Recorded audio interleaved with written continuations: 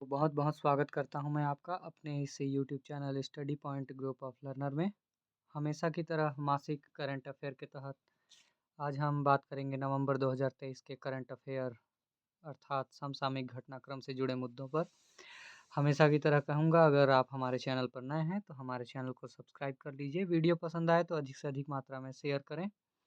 देर न करते हुए शुरुआत करते हैं। सवाल नंबर 1 है, नवंबर 2023 में किस राज्य ने अपनी नई औद्योगिक नीति की घोषणा की थी? तो उत्तर है गुजरात।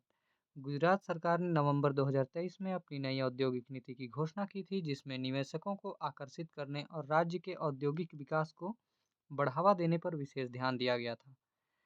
सवाल नंबर 2 है, 2023 में भारत ने किस देश के साथ अपने 20वें रक्षा वार्ता की मेजबानी की थी? उत्तर है विकल्प नंबर सी, अर्थात अमेरिका। भारत ने नवंबर 2023 में अमेरिका के साथ अपनी 20वीं रक्षा वार्ता का आयोजन किया था। यह वार्ता दोनों देशों के बीच रक्षा सहयोग को और मजबूत करने के उद्देश्य से की गई थी। अगला सवाल है, नवंबर 2023 में किस भारतीय वैज्ञानिक को अंतर्राष्ट्रीय विज्ञान पुरस्कार से सम्मानित किया गया था? उत्तर है विकल्प number A, doctor Ramesh Sharma. भारतीय वैज्ञानिक डॉक्टर रमेश शर्मा को उनकी भौतिकी के क्षेत्र में महत्वपूर्ण योगदान के लिए नवंबर 2023 में अंतर्राष्ट्रीय विज्ञान पुरस्कार से सम्मानित किया गया।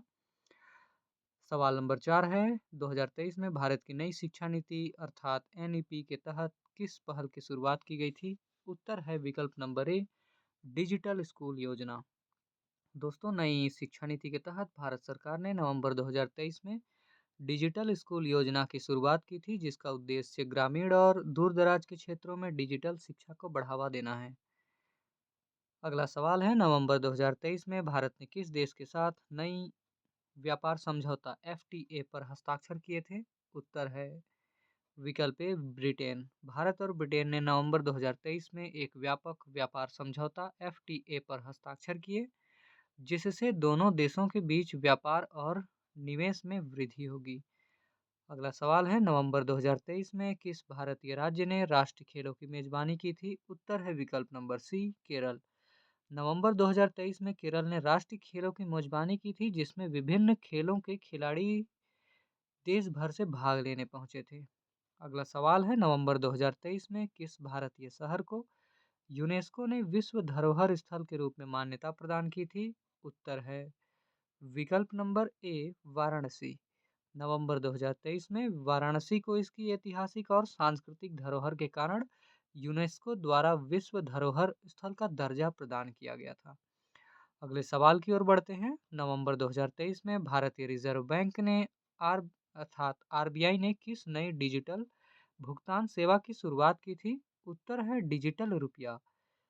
दोस्तों, भारतीय रिजर्व बैंक ने नवंबर 2023 में डिजिटल रुपया लॉन्च किया था, जो एक डिजिटल करेंसी है और कैशलेस लेनदेन को बढ़ावा देने के लिए शुरू की गई है।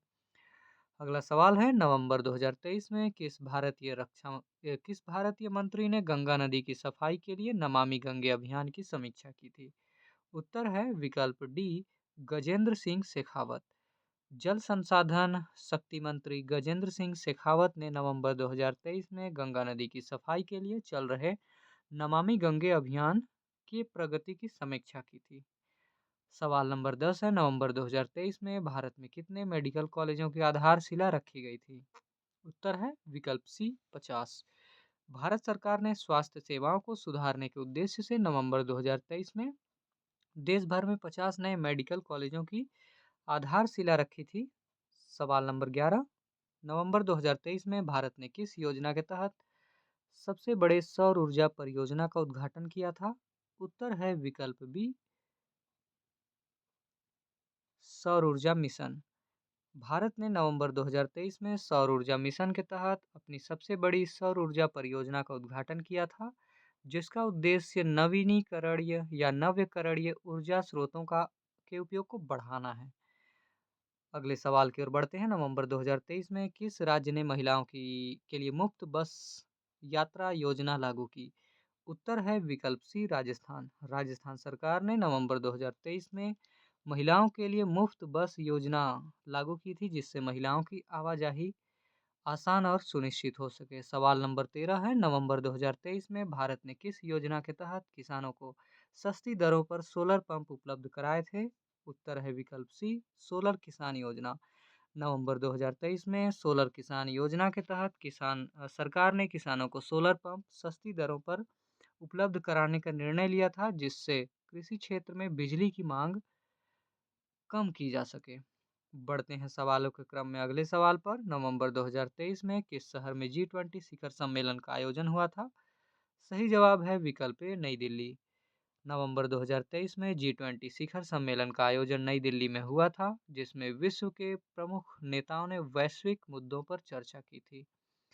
सवाल नंबर 15 है, नवंबर 2023 में भारत ने किस क्षेत्र में आत्मनिर्भरता बढ़ाने के लिए विशेष पहल शुरू की थी?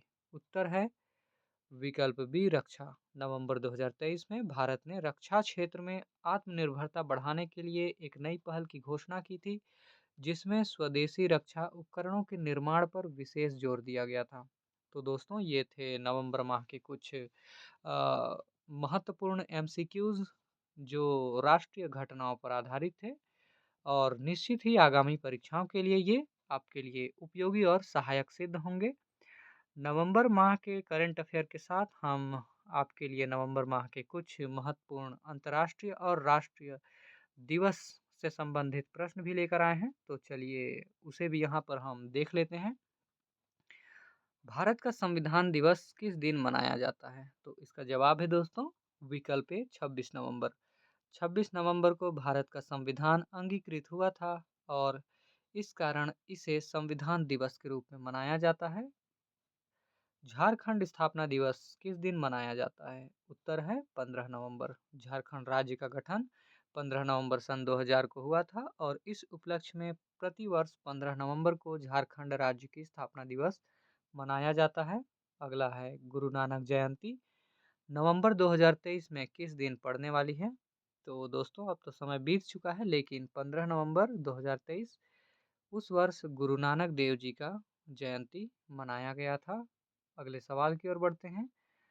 काफ़ी खास है। राष्ट्रीय प्रेस दिवस किस दिन मनाया जाता है? उत्तर है विकल्प बी 16 नवंबर। यह दिन प्रेस की स्वतंत्रता और उसकी जिम्मेदारी को सम्मानित करने के लिए मनाया जाता है।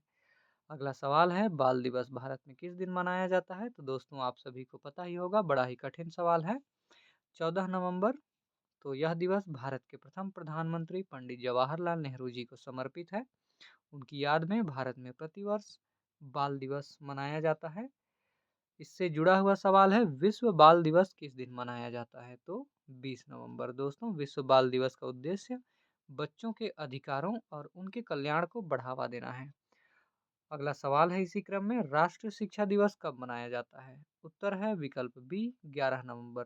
यह दिन मौलाना अबुल कलाम आज़ाद की जयंती पर मनाया जाता है, जो भारत के पहले शिक्षा मंत्री यानी एजुकेशन मिनिस्टर थे।